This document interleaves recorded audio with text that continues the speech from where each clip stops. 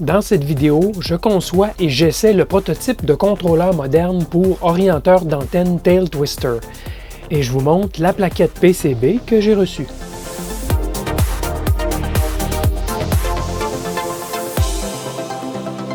Bidouilleuse, bidouilleur, salut! Cette vidéo est la deuxième d'une courte série de vidéos d'une réalisation d'un contrôleur moderne de rotor d'antenne Tail Twister. La boîte de contrôle d'origine de ce rotor est manuelle et analogique. J'ai donc pensé moderniser le contrôle du rotor d'antenne, microcontrôleur, écran couleur tactile, encodeur rotatif, etc. Comme toujours, l'idée n'est pas de vous faire construire le même projet, le même circuit, mais bien de vous montrer comment aborder un tel projet, comment résoudre les défis techniques auxquels on fait face et comment en faire une implémentation fonctionnelle et utile au final. Aujourd'hui, je vais vous montrer le schéma de la solution que j'ai retenue. Je vais ensuite vous montrer le PCB que j'ai conçu et fait fabriquer. Et je vais vous faire une démo du circuit sur plaquette breadboard sans soudure. Donc, place au schéma. Le schéma est assez simple du point de vue nombre de composants. J'ai quand même saisi le schéma et j'en ai fait une plaque PCB parce qu'il y a quand même beaucoup de signaux, beaucoup de fils que j'aurais eu à souder à la main. Donc, je préfère en faire une plaque et en plus, c'est beaucoup plus propre. Alors, qu'est-ce qu'il y a bien sûr au centre de la machine? C'est notre Raspberry Pi Pico et on utilise, comme vous voyez, beaucoup des signaux disponibles sur la puce. Et ces signaux, ben, c'est 3 entrées d'ADC, c'est 2 ports SPI. En fait, c'est un port SPI partagé entre 2 unités différentes, donc avec des lignes chip select différentes. Et quand même aussi toute une série de broches d'entrée-sortie standard. Donc, j'ai obtenu cela avec le Raspberry Pi Pico. Alimentation 5 volts venant de notre convertisseur CC-CC BOC, qui est basé sur le LM2596. Et ce convertisseur BOC, ben, qu'est-ce que c'est dans le schéma? Ben, c'est 4 trous plaqués et rien d'autre. On va avoir 4 fils, 2 masses, entrée et sortie, tout simplement, auquel on va ajouter du filtrage capacitif, en particulier en sortie. Puisque j'ai constaté, on a tous constaté, si vous regardez la vidéo d'analyse de ce convertisseur BOC, on a tous constaté que la capacité sur la mini plaquette elle-même n'est pas suffisante. Alors j'ai mis un 470 microfarad 10 volts. Ça lui donne un bon filtrage additionnel, ça diminue beaucoup l'ondulation et le bruit résiduel. En entrée, ben là, je suis allé combinaison de 2 filtrages de 100 microfarad, donc j'ai augmenté le filtrage basse fréquence.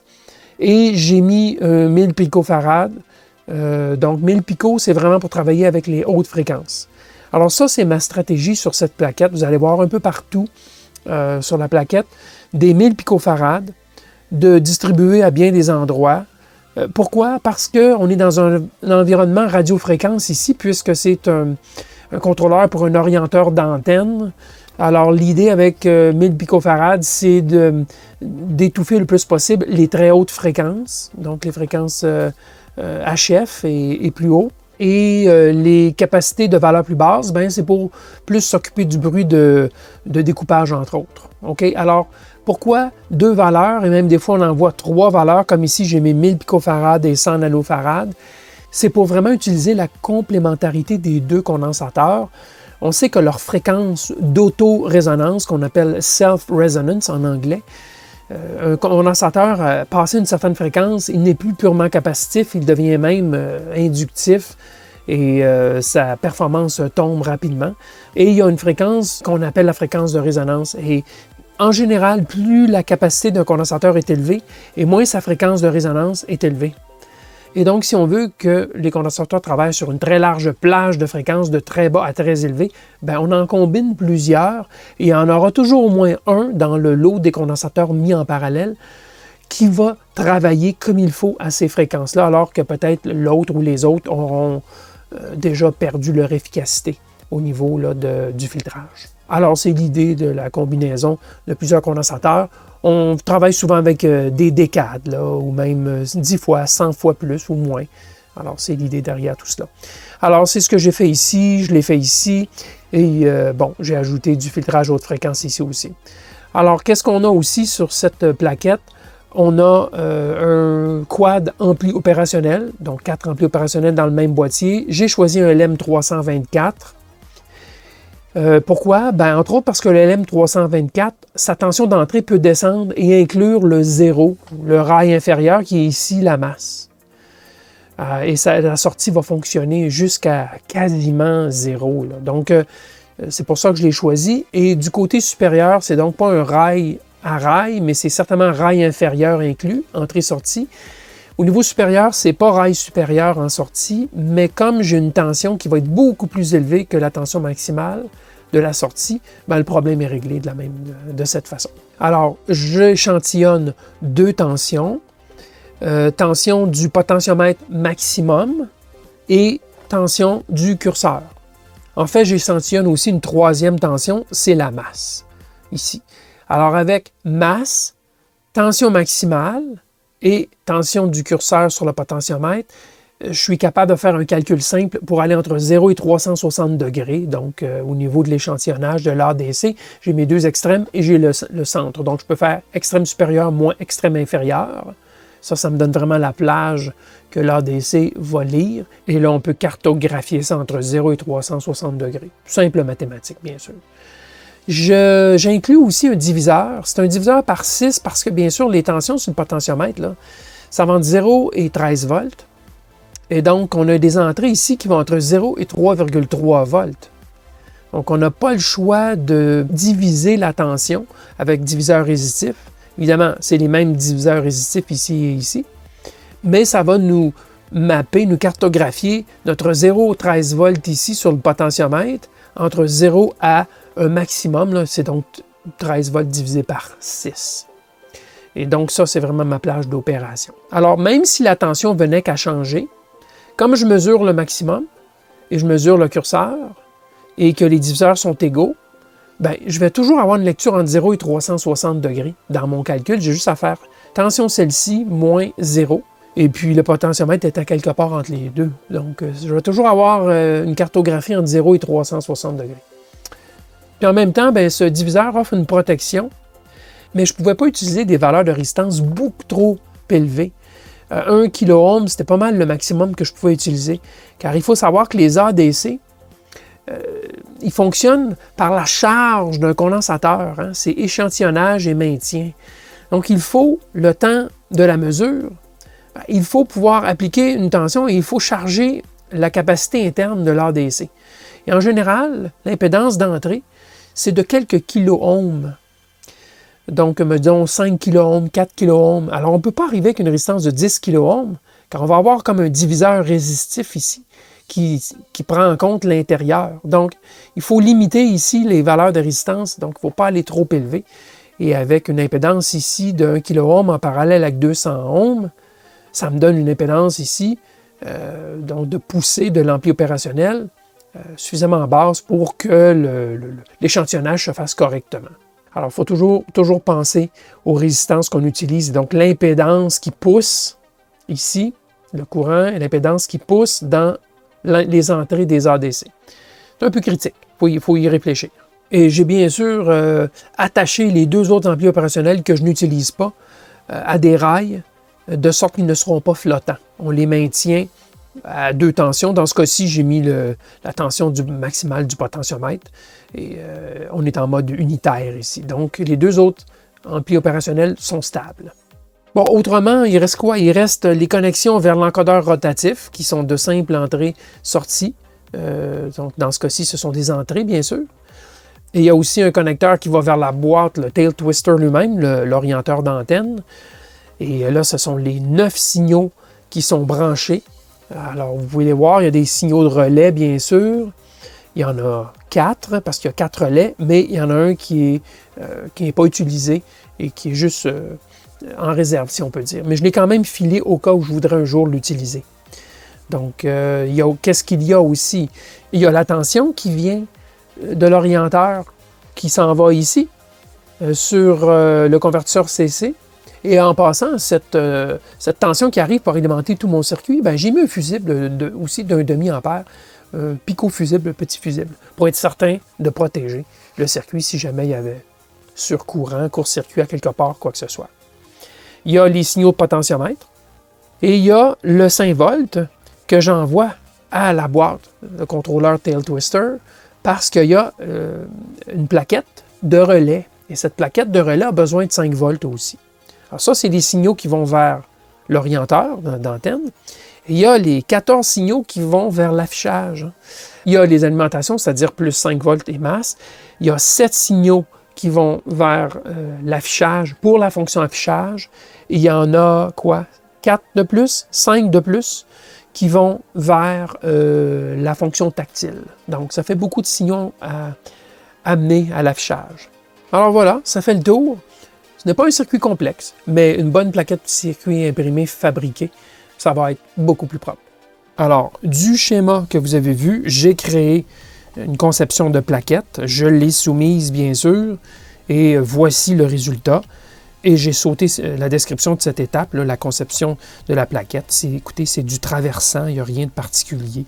Et la plaquette, en tant que telle, elle a 100 mm par 100 mm, ce qui est le maximum permis pour obtenir le bas coût du fabricant. Donc, pour une vingtaine de dollars, livraison incluse, en 10 jours, j'ai obtenu cette plaquette, en fait, 5 plaquettes.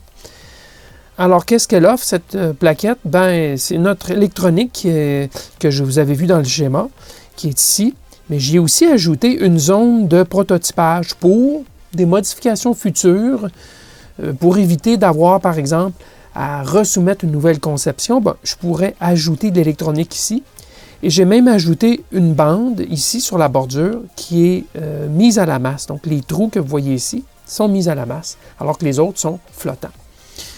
Alors, c'est juste simplement, lorsqu'on a de l'espace disponible et que c'est pour nous-mêmes, on ne va pas vendre la plaquette ou quoi que ce soit, ben, je vous conseille, s'il vous reste de l'espace, de faire ce genre de choses, un agencement. Et bien sûr, l'espacement des trous est de 100 millièmes de pouce ou 2,54 mm.